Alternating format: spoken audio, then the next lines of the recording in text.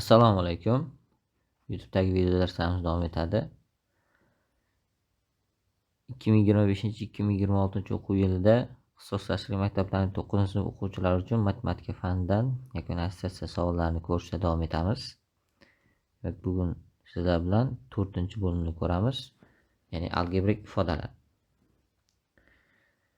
Boshladik. Birinchi savol: ifodani soddalashtiring degan. Xo'p, dastlab birinchi kasrni suratidan umumiy ko'paytiruvchi 7 ni chiqarib oladigan bo'lsak, n plus 7 bo'ladi.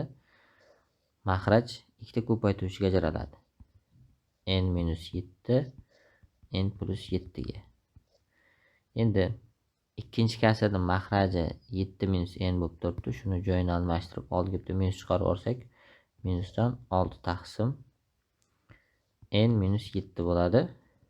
Endi birinchi kasrda n plus 7 larni qisqartirib yuboramiz. Shunda bular o'rnida 1 qoladi. Demak, bizda 7 taqsim n minus 7 minusdan 6 taqsim n minus 7 ifoda qolyapti. Maxrajlar bir xil bo'lgani uchun suratlarni ayiramiz.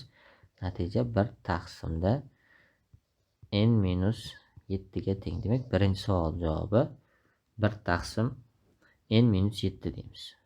Mana shu shaklda ishlab qo'yamiz. Endi ikkinchi savolga qaraymiz. Ikkinchi savolimiz: ifodani soddalashtiring.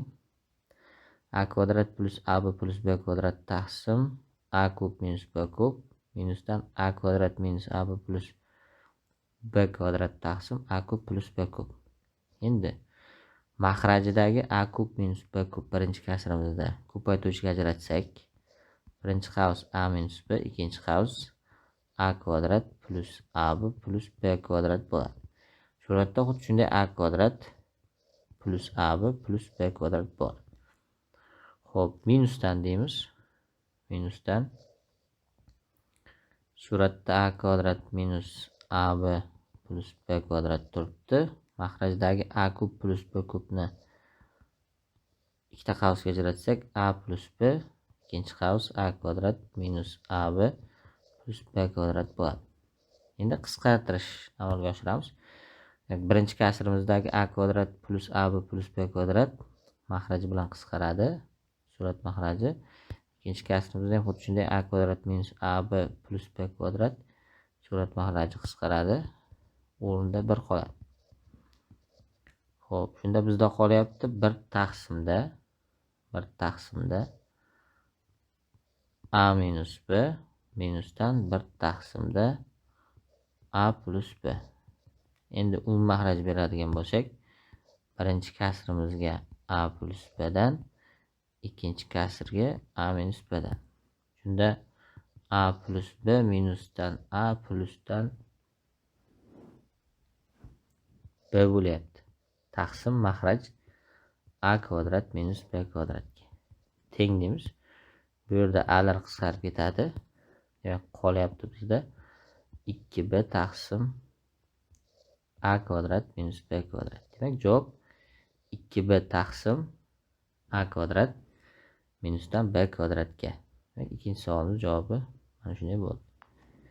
Endi uchinchi savolga qaraymiz. Uchinchi savolimiz: ifodani soddalashtiring degan. Bunda ham qavsda A kvadrat minusdan 1 plus A ni 4-chi taqsim A kvadrat minus 1 qavs yopilgan bo'lingan A kvadrat plus 1 taqsim A plus 1.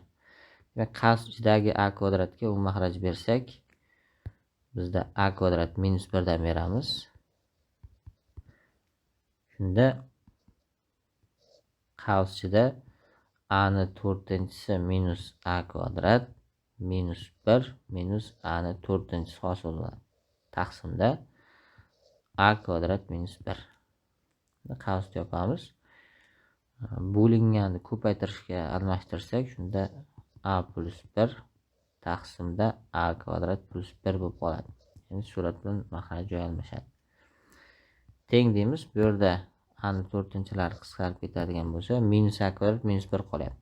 Agarda suratda minus chiqarib olsam, qavsida A kvadrat plus 1 bo'ladi.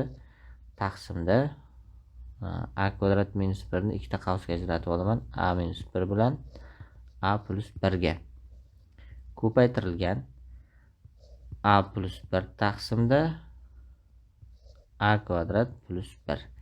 Endi qisqartirishni amalga oshiramiz. A kvadrat plus 1 bilan a kvadrat plus 1 qisqaradi. Faqat bu yerda minus 1 qolib ketyapti, chunki ortda minusi bor.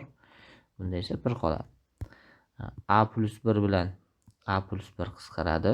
Bularni o'rnida 1 qoladi. Demak, natija nima qolyapti desa, minusdan 1 taqsim a minus 1. Demak, javob minusdan 1 taqsimda a minus 1 ga teng deymiz 3-savolda. Endi 4-savolga qaraymiz. 4-savolimiz 8x taqsim x kvadrat minus y kvadrat plus 3 taqsim x minus y minus 4 taqsim x plus y. Endi hammasiga birdaniga bu mahraj berib olsak, sabab x kvadrat minus y kvadrat ikkita qavsga ajratiladi, x minus y bilan x plus y ga. Demak, ikkinchi kasrga x plus y yetmayapti, uchinchi kasrga x minus y yetmayapti, birinchisiga bittadan. Chunki bu mahraj birinchisini mahraji bo'ladi. Xo'p, shunda suratimizda 8x plusdan 3x plus 3y bo'ladi. Keyin minusdan 4x plus 4y taqsimda x kvadrat minus y kvadrat bo'lyapti. Yani bu mahrajimiz x kvadrat minus y kvadratga. Xo'p, endi soddalashtiramiz. 8x bor, 3x bor, minus 4x bor. Hisoblaydigan bo'lsak 11 dan 7x qoladi. 3y ga 4y qo'shsak yana 7y bo'ladi. Taqsim x kvadrat minus y kvadrat.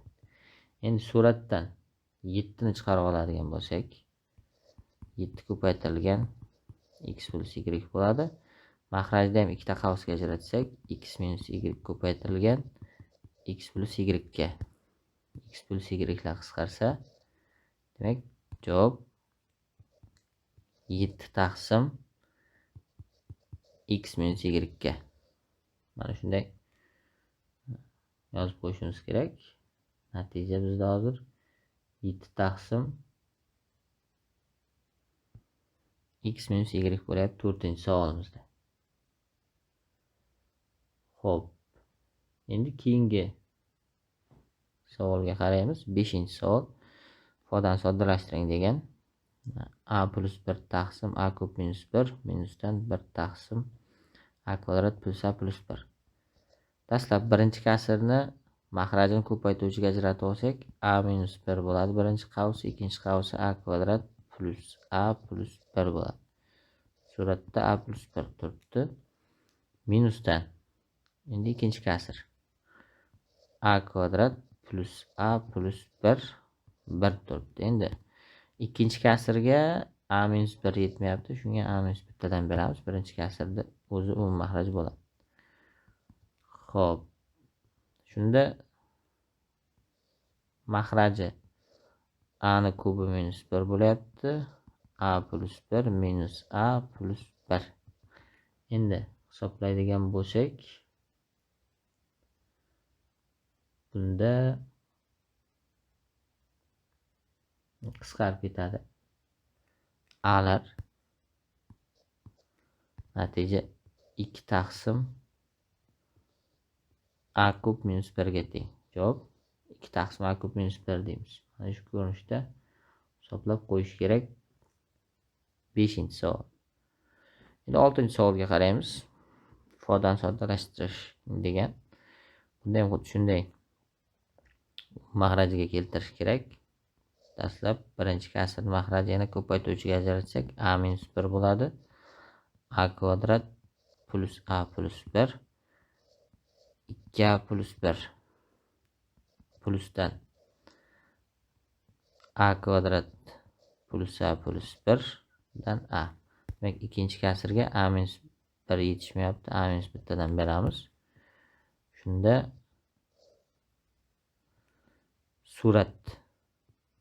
suratimiz 2a plus 1 plus a kvadrat minus a bo'lyapti. A kub minus 1 teng deymiz.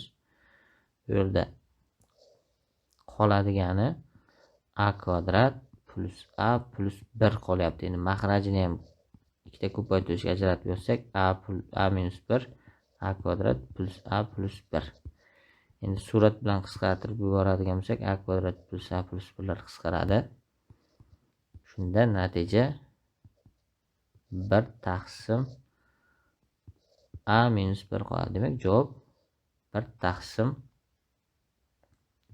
a minus 1 ga teng 6-savolda. Endi 7-savolga qaraymiz. 7-savolimiz 8ab taqsim a kvadrat minus 4b kvadrat bo'lingan a plus 2b taqsim a minus 2b plus 1 ifodani soddalashtiring degan. Demak, 1 ga u mahraj berib yuboramiz a minus 2b dan. Shunda 8ab taqsim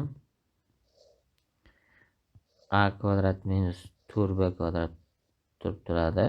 Bo'lingan deymiz a plus 2b plus a minus 2b bo'ladi. Taqsim a minus 2b teng deymiz. Bu yerda qisqaradiganlar 2blar plus minus bo'lgani uchun yo'qolib ketadi. Shunda 8ab taqsimda deyman. A kvadrat minus 4b kvadratni ikkita qavsga ajratsak, a minus 2b yu a plus 2b ga ajraladi.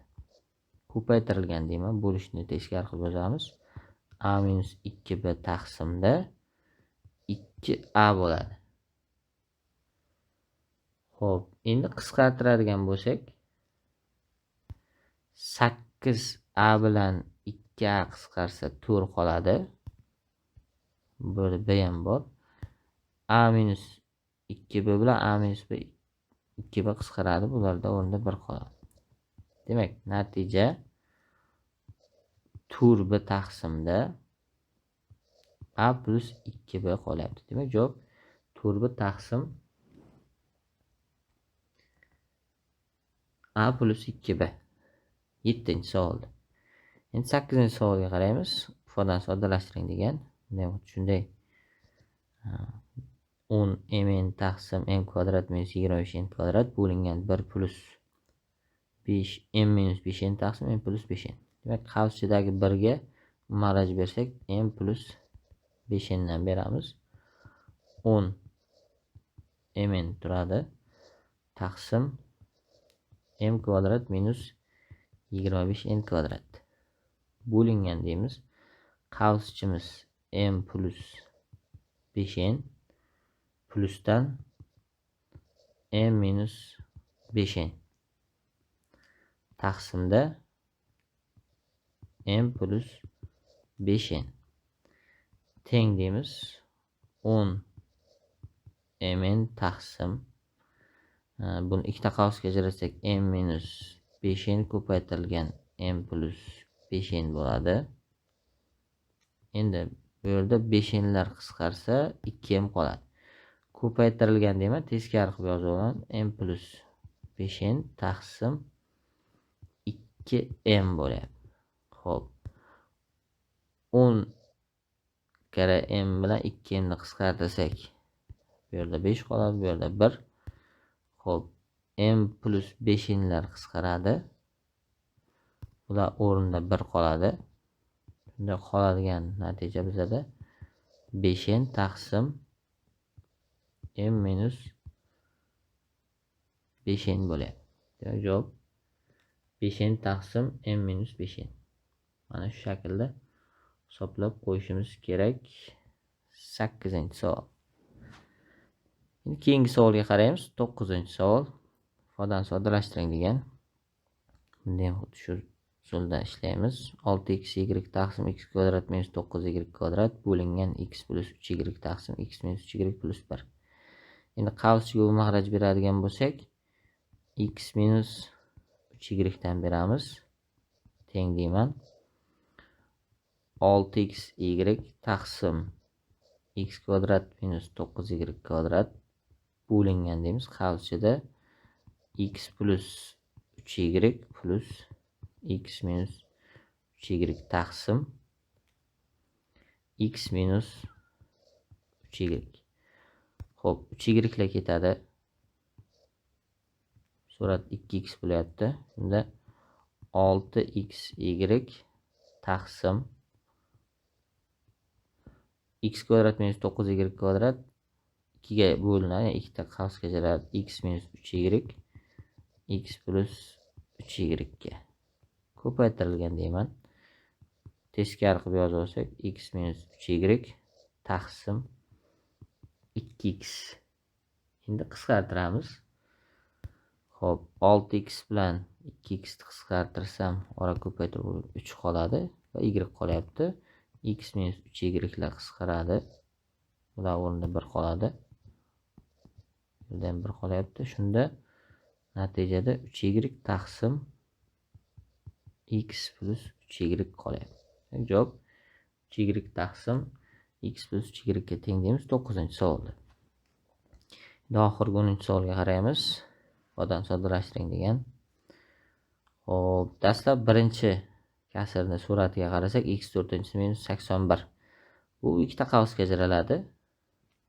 Ikkita qavs deganimiz birinchi qavs x kvadrat minus 9 ko'paygan ikkinchi qavs x kvadrat plus 9 ga. Endi mahrajida x kub minus 9x bor. Bundan x ni chiqarib olsam, qavsida x kvadrat minus 9 qoladi. Endi shuni ko'paytirish qilib birdan yozaman-da, surat bilan mahraj joyini almashtirib, surat mahrajidan, ya'ni bundan umumiy ko'paytiruvchi qavsdan tashqari chiqarib olamiz. 3x ni chiqarib olsak, uzun o'rnida 1 qolyapti. Plusdan 9x. Mana shu shaklda qoldiryapmiz. Taqsimda mahraj, bu surat mahrajga tushadi. X ni chiqarsam x kvadrat plus 9 bo'ladi.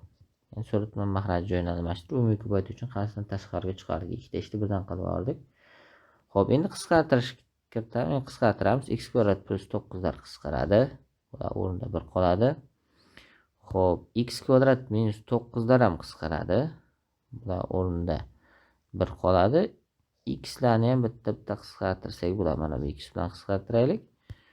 Shunda bizda nima qolyapti desa, 1 bular o'rnida 1 qolyapti.